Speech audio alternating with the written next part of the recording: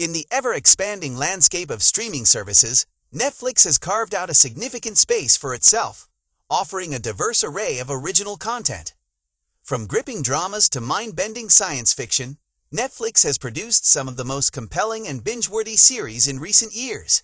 As of January 2023, the following list comprises the top 10 Netflix series that have captured the attention of audiences and critics alike. Number 10. Dahmer. Dahmer, a series about serial killer Jeffrey Dahmer, who was also a cannibal and necrophiliac. It stands out for being a suspense series with strikes of horror, mainly due to the atmosphere and the feeling that something terrible is about to happen. Then, from the strong scenes, it's definitely not a gore series, although there is blood. At the time, it was quite criticized for allegedly romanticizing a murderer.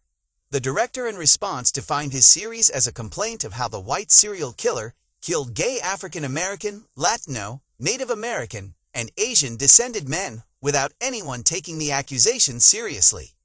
Social criticism, or pure morbidity, no one knows. Number 9. 1899. This series begins by placing us on the Cerberus, a ship heading from Europe to the United States, but which diverts its route when it receives a distress call from another ship, the Prometheus. Spoiler alert, there's no one on that ship except a child whose very presence is accompanied by a series of paranormal events.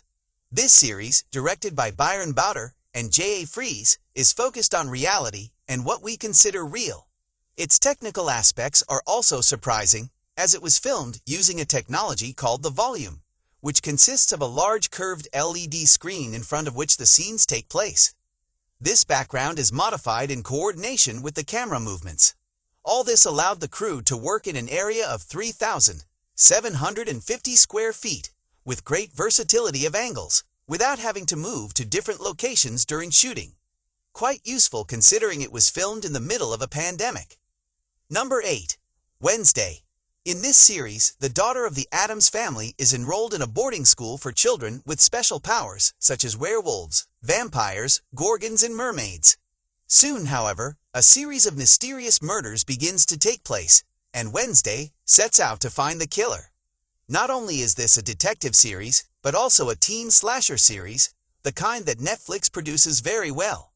You'll see a love triangle, conflicts between students, and the protagonist rivalry with the most popular girl in school. Throughout the series, the gloomy look of the set design stands out in addition to the acid humor. Number 7. House of Cards. There is no way you haven't heard of it. This political drama, chronicling the rise of Machiavellian politician Frank Underwood to the pinnacle of American power, was produced by director David Fincher, famous for being behind Fight Club and Social Network.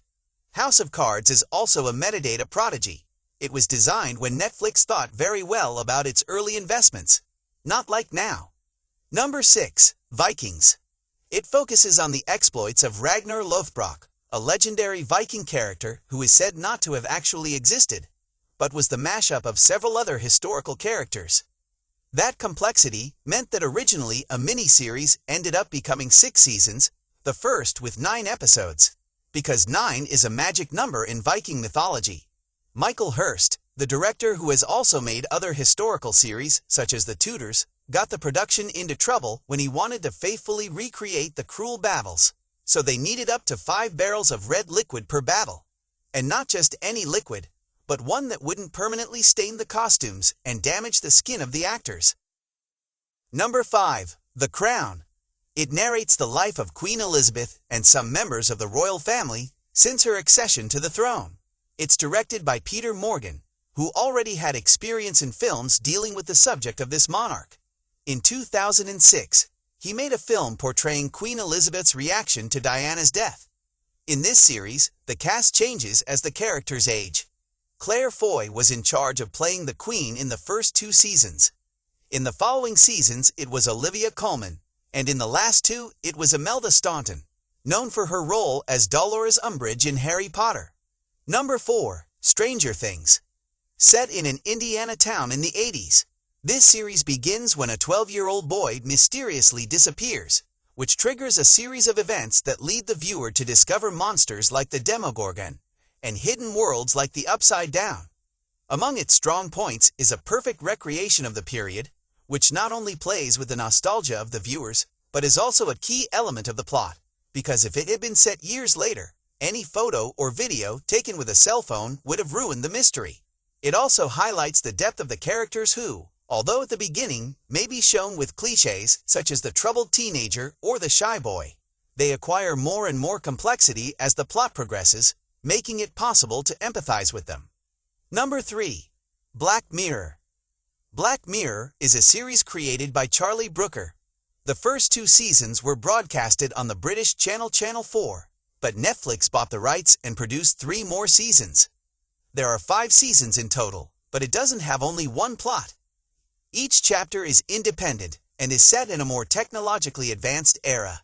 The episodes are related to some technological advances, such as the ability to reproduce memories on a television screen or a neurological implant used to digitize the mind.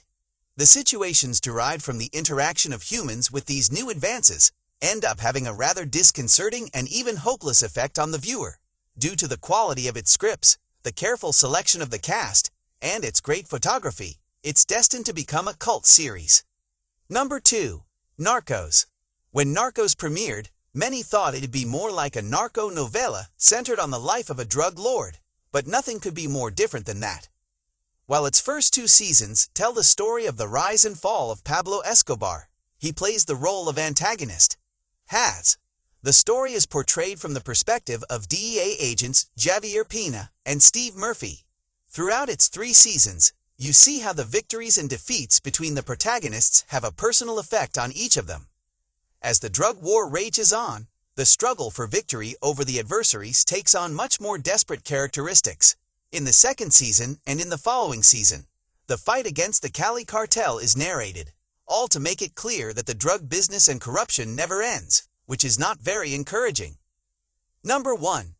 Dark. It was created by Baron, Bodar, and Jant Fries, the directors of 1899, with which it has many points in common. And speaking of similarities, similarly to Stranger Things, it begins with the disappearance of 3 children, an event that unleashes commotion in a small German town since in a nearby forest, there are some caves with portals in which you can time travel. All this creates a complex series, for many, the most complicated ever watched on Netflix, in which the characters meet their younger versions and discover dark secrets from the very first chapters. Furthermore, it has a macabre aesthetic as the forest is quite scary. Netflix has established itself as a powerhouse of original content, delivering a diverse range of series that cater to a wide audience. From supernatural adventures to gritty crime dramas and thought-provoking science fiction, the platform continues to redefine the television landscape, offering viewers a wealth of compelling narratives and memorable characters. As the streaming giant continues to invest in original programming, the future promises even more groundbreaking series that will captivate audiences around the globe.